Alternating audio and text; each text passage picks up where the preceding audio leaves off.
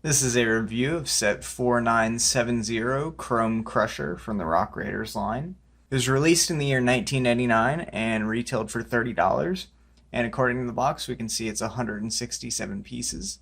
I do have the box for this set, although it's not in great condition. It's missing the inside tray, so most of the time I'll just keep it flattened. I don't use it for storage, but we can still see the great box art, and if we lift up the flap here, we can see where you would be able to see the specialty pieces. Looks like the drill went here, the rock went here, other stuff like that, where if you had the inner tray, that would be displayed in the store. And I just think these opening flap boxes are really cool. And here's the art that is on the inside of the flap. There's actually a little tiny blurb here. Let me get that in closer. You can pause there if you want to read it. And here on the sides, just have pretty similar depictions to what we saw on the Loader Dozer box. And then of course on the back we see our 3 alternate builds, and honestly all of these are kind of weak in my opinion. None of them really look cohesive or like they represent anything, honestly. This is just, I don't even know what's going on here, and that's probably the most cohesive of the 3. Here we have the instruction booklet, just the same art as on the box back there, and unfortunately I do not have the comic book for this set. So let's go ahead and start building.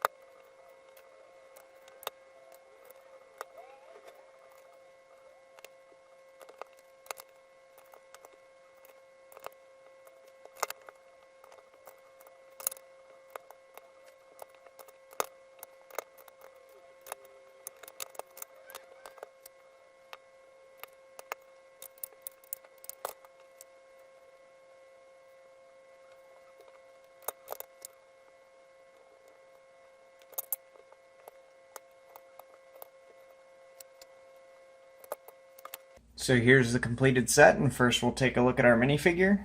And again, we have just Axel. I don't have anything new to say about this guy. It's the same one that we saw in the past 4 sets.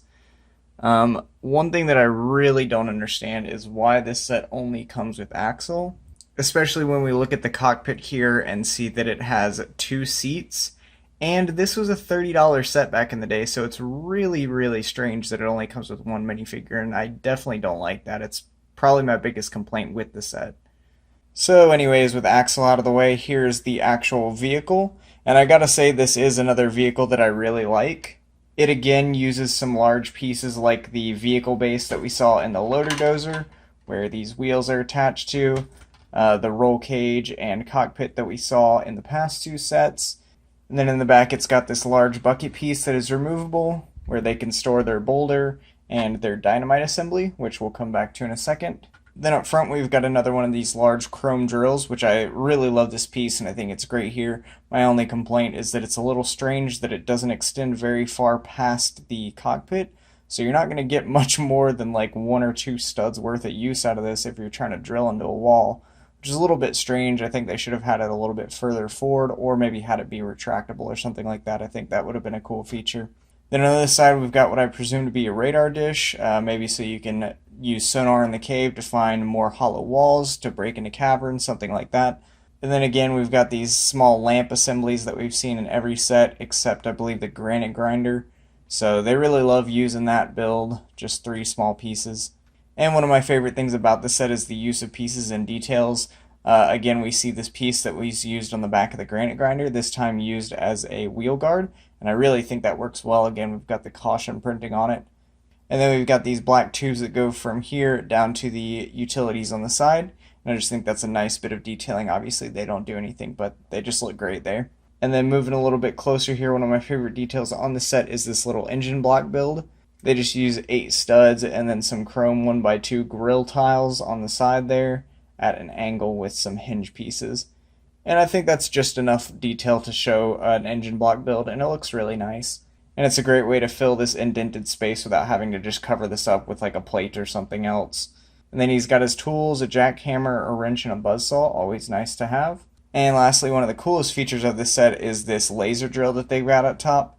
It's even got a functioning light on it, and let me turn my studio lights off here, so hopefully we can see that a little bit better. But if you press it down, it lights up. Looks like it's a little bit of a laser coming out there. It even has a orange and a smaller green cone that you can put on top there. They don't really change much, but I guess it's nice that they included them. And it takes 2 AAAs in the assembly here. And while it is a neat little thing, it definitely bumped up the price for this set significantly. And you got to make sure when you're storing this thing or taking it apart or even just leaving it on display to remove those batteries when it's not in use, or else they will corrode. I had another one of these pieces that was fully corroded because somebody just left the batteries in it for years and years. So I don't really know if I think these things are worth it. I mean, they definitely added a lot to the price of the set, and they're not particularly amazing. I don't know if I really would have liked these as a kid or not. It's hard to say. But it is what it is. They were definitely experimenting with this kind of stuff in the 90s. We saw a bunch more of this in the Insectoids line and the Space line and just stuff like that throughout the 90s, where they were adding a lot of light and sound functions. So going back to the bucket, we see another one of these boulders that we've seen time and time again. It does have a crystal inside, but we actually get a new build here, which I really, really like, and it's these dynamite builds. And it's a nice little assembly. It's just got these red cylinders here with a dynamite tile piece on top, and then you've got some trans neon green studs there, and a black grill piece on top, and it makes it look like it's the charge and wires to this TNT assembly, and it just makes it look like it's capable of creating a much more powerful blast, and I really like that. And I'm sure you're not surprised after the Loader Dozer episode, but I went and got a ton more of these. I think that's about 70-ish there. I just really like these pieces, especially the fact that it is a small assembly. They look great. They remind me of the Rock Raiders game. Had to get a bunch. Anyways, now that I've got the bucket removed, we can go over one of my complaints with this set. In the Loader Dozer review, I commented how I like the compact form of this vehicle base, and the way the Loader Dozer roll cage and cockpit were sat on top, I think that worked really well. This one here, them putting it in front, I'm not sure if I'm entirely on board with that. The overall shaping of the build does look good, but especially when you remove the bucket, you're able to get quite an easy tip to the front. It's very front heavy, and that's even more exacerbated when you have the batteries removed from here. That's pretty much most of the weight in the back end here. And that's just primarily because these wheels are so close together, and there's nothing they can really do about that because the piece situates the wheels that closely together. Although I feel like there is maybe a way that they could have lifted this up, moved it back a little bit, still had this drill coming out pretty far forward. In fact, that would have helped that situation with the drill not being far forward enough. But as it stands, it looks good. I would say it doesn't play as well as the Loader Dozer because of that. Just that constant tipping when you're trying to move it and roll it around, it is quite annoying. It's very much just lightly balanced on these middle 2 wheels here.